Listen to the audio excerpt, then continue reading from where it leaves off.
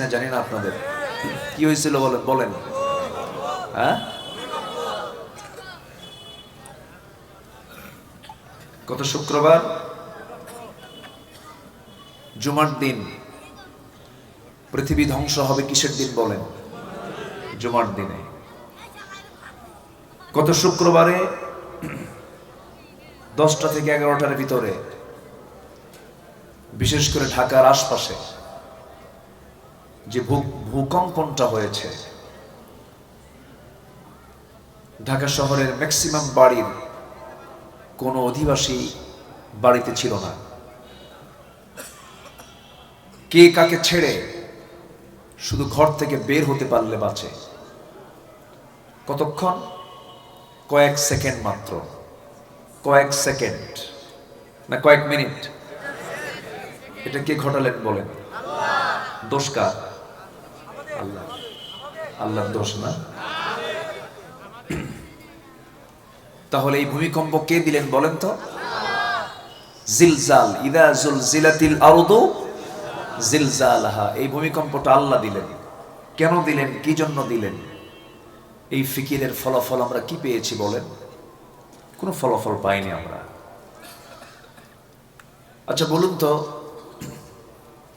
ঘর থেকে যে বের হলো কিসের ভয়ে? আল্লাহর ভয়ে। আল্লাহর ভয়ে বেরোছে। আল্লাহর ভয়ে যদি বের হতো তাহলে ফজরে বের হতো। কিসে বের হতো বলেন? ফজরে। কিন্তু বের হয়েছে কিসের ভয়ে? মৃত্যুর ভয়ে। মরা যাবে না। কি মরা যাবে না? এই জন্য তারা বাঁচার জন্য ঘর থেকে সব থুইয়া, মানে এমনকি কোলের বাচ্চা থুইয়া দৌড় মারছে। এরকম রেকর্ডও আমরা ভিডিও ক্লিপে দেখতে পেয়েছি। আমরা হয়তো অনেকেই জানি না, আমরা যে জমিনে পা রেখে এত দাপট দেখিয়ে বেড়াই তা আসলে শান্ত না। এটা কিন্তু শান্ত না। আমরা তো ভাবতেছি বিল্ডিং করতেছি, আমরা রড দিয়ে কলামগুলো নির্মাণ করছি, কিন্তু পৃথিবী নামক এই জায়গায় কিন্তু শান্ত না। এর নিচে অবিরাম এক রহস্যময় টেকটনিক প্লেটগুলো একে অপরের সাথে যখন সংঘর্ষ করে, এটা গতি খেলা করছে। একে অপরের সাথে যখন প্লেটগুলো একটা সংঘর্ষ করে অথবা সরে গিয়ে জমে থাকা শক্তি হঠাৎ মুক্তি পায়, তখন শক্তিশালী শক ওয়েভ সৃষ্টি করে পুরো জমিনকে কম্পমান করে তোলে। সুবহানাল্লাহ বলেন। জোরে বলি আল্লাহু আকবার। এই ক্ষমতা কার? আসতে বলবেন না কার? সেটা হলো কেমন? 5.7 মাত্রায়। এটা যদি 5.7 মাত্রায় না হয়ে একটু 1 মিনিট স্টে করে যদি 10 মাত্রায় যদি দেওয়া হতো, ঢাকা শহর একটা ধ্বংসের স্তূপ হয়ে যেত, যা কাভার করতে আগামী 100 বছরও জাতি কাভার করতে পারত না। সম্মানিত ভাইয়েরা, কিন্তু এই ভূমিকম্প কেন হলো? এটা একটা সিগন্যাল। এটা কি বলেন তো? সিগন্যাল। কিসের সিগন্যাল? সুদের কারবার ছেড়ে দাও, জিনার কারবার ছেড়ে দাও, এরপরে মাদক ছেড়ে দাও, জিনার কারবার ছেড়ে দাও, গান বাদ্য বাজনা ছেড়ে দাও। যখন এগুলোর পরিমাণ সমাজে বেড়ে যাবে, আল্লাহর পক্ষ থেকে মাঝে মাঝে এই সিগন্যালগুলো আসবে। এগুলো হচ্ছে সতর্ক বার্তা। আমরা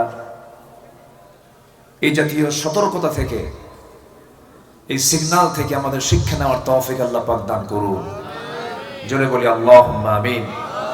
আরো জোরে আল্লাহুম্মা আমিন।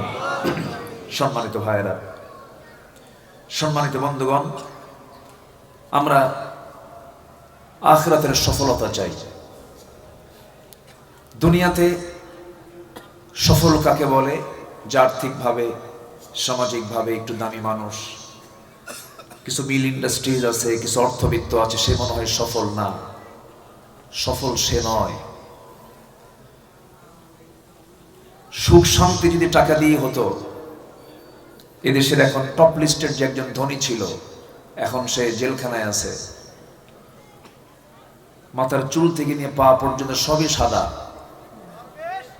ওরে বাপরে বাপ। বেক্সিমকো গ্রুপের মালিক, সম্পদের পাহাড়, কিন্তু আজকে তার কোনো মূল্য আছে বলেন তো? আজ তো মূল্য আছে? আল্লামা সাঈদী একটা কথা বলেছিলেন যে ওরা আমার সম্মান নিয়ে আমাকে বেইজ্জত করার যে চেষ্টা চালিয়েছে, যারা আমার সম্মান নিয়ে সিনিমিনি খেলছে, আল্লাহ তুমি তাদেরকে জাতির সামনে ল্যাংটা করে ছেড়ে দাও। ছেড়ে দেয়নি? দেয়নি কিনা বলেন? উনি বলেছিলেন গাছের গোড়ায় নাড়া দেব, মামু বাড়ি দিল্লি গিয়ে পড়বা। কোথায় গিয়ে পড়ছে? শ্রীলঙ্কা পড়ছে, নেপাল, ভুটান, কলকাতা, রাজস্থান, চেন্নাই, আসাম, গুয়াহাটি, তারপরে পাশে ছিল হলো ত্রিপুরার কি বলে আগরতলা, বোনের বাড়ি লন্ডন, আমেরিকা বিয়েই বাড়ি, কোথাও পড়ে নাই, একদম সুযোগে দিল্লি পড়েছে। ঠিক কিনা বলেন? সম্মানিত ভাইয়েরা, ক্ষমতা, অর্থ এগুলোই যে আপনার সফলতার চাবি তা নয়। সফল হতে হলে 9টা শর্ত আমরা পূরণ করব। জোরে বলি ইনশাআল্লাহ। আর জোরে বলি ইনশাআল্লাহ। একটু জিকির করি লা ইলাহা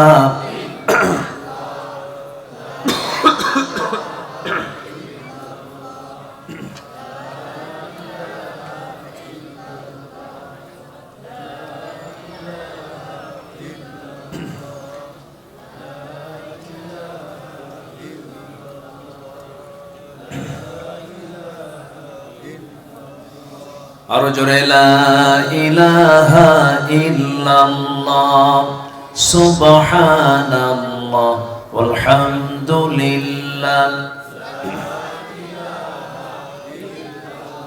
আর জোরে লা ইলাহা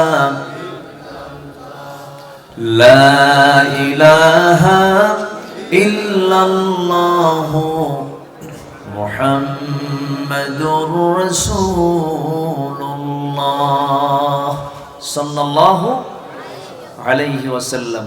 সফল হওয়ার জন্য 9টা শর্ত কোরআনে কারীমকে একটু ঘষা মাজা করে একটু খুঁজে খুঁজে 9টা শর্ত আমি বের করেছি কোরআনের আলোকে। সফল হওয়ার জন্য 9টা শর্ত আমরা যদি পূরণ করতে পারি, এপারে দুনিয়া ওপারে আমাদের কপালে জান্নাত মিলবে, সফলতা আসবে ইনশাআল্লাহ। আর জোরে বলি ইনশাআল্লাহ। আমি জানি আজকে আমি আলোচনার পরিপূর্ণ হক আমি আদায় করতে পারবো না, আমি এটা জানি। আমি এই মাহফিলে, এই ময়দানে নতুন না, আমি এর আগেও এসেছি। বেলকুচির যে ঐতিহ্যবাহী মাহফিলগুলো যা হওয়া দরকার, প্রত্যেকটা জায়গায় আল্লাহ পাক এই অধম, এই নগণ্য গোলামকে আল্লাহ পাক নিয়েছেন। বেলকুচি আমার কাছে একটা প্রিয় জনপদ মনে হয়, একটা পবিত্র একটা জনপদ মনে হয়। বহু হাফেজ আলেম ওলামার জনপদ এই বেলকুচি। আল্লাহ বেলকুচিকে তুমি আল্লাহ দ্বীনের জন্য, কোরআনের জন্য কবুল করে নাও। জোরে বলি আল্লাহুম্মা আমিন। সম্মানিত ভাইয়েরা, সফল হওয়ার জন্য 1 নম্বর পুঁজি হলো ঈমান লাগবে। বলেন তো কি লাগবে? বলেন তো। ঈমান লাগবে। ঈমান আছে না আমাদের? নামাজ না থাকলে ঈমান তো আছে। নামাজ না থাকলেও কি আছে?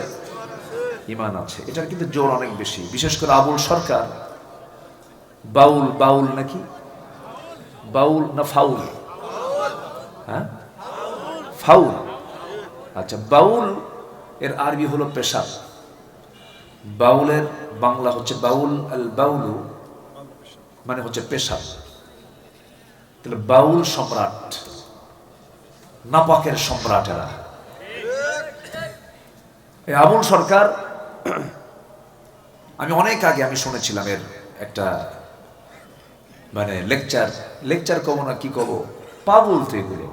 গাঁজা খাই, শীত হয়ে পড়ে থাকে, চেহারা তো শুকুরের মতো, শয়তান এগুলো। উলাইকা কাল আনআম বাল হুম আদাল। এগুলো গালি তো আমার দেওয়া না, এগুলো কার গালি দেওয়া বলেন তো? উলাইকা কাল আনআম, এটা কি সাধারণ কোনো গালি? এটা চতুষ্পদ জন্তু অথবা এর চাইতেও নিকৃষ্ট। এরা বলে আল্লাহ কোরআনে নাচতে কইছে, কেমন করে? কুল আউযু বিরাব্বিন নাস, মালিকিন নাস, ইলাহিন নাস। বলতেছে একটা আলোচনায় যে আল্লাহ বারবার নাচতে কইছে, এই জন্য আমরা নাচি। আল্লাহর বিরুদ্ধে কথা, কোরআনের বিরুদ্ধে কথা, নবীর বিরুদ্ধে অবলীলায় এই জাতীয় কথা যারা বলছে, উচিত ছিল বহু আগেই যারা রাসূলকে গালি দিবে ফাকতুলুহু, তাদেরকে হত্যা করো, তাদেরকে শেষ করে দাও। কিন্তু দুঃখজনক হলেও সত্য, বাংলার জমিন আজ পর্যন্ত একটা কুলাঙ্গার নাস্তিকের বিচার হয়নি। সামনে হবে, বলেন ইনশাআল্লাহ, আরো জোরে বলেন ইনশাআল্লাহ। আল্লাহর জমিনের উপরে বসবাস করে, আকাশের নিচে থেকে আল্লাহর দেওয়া নিয়ামত অক্সিজেন গ্রহণ করে আল্লাহর বিরুদ্ধে কথা বলবা, এদের উচিত ছিল এদেরকে ধরে হত্যা করে এদের রক্ত মাংস হাড় হাড্ডি কুত্তা বিলাইতে খাওয়া দরকার ছিল। কিন্তু করবে কে? তাদের পক্ষে আবার দাঁড়ায় কথা বলে যে না, এদের বিরুদ্ধে এমন অ্যাকশন নেওয়া ঠিক হয়নি। আল্লাহ রাসূল বাদ দিয়ে যেই কাজেই পা দিবেন, ইতিহাস থেকে শিক্ষা নিন। আসতে কোন কেন? ইতিহাস থেকে শিক্ষা নিন। যদি শিক্ষা না নিতে পারেন, আপনার ইতিহাসে আস্থা করে নিক্ষিপ্ত হবে।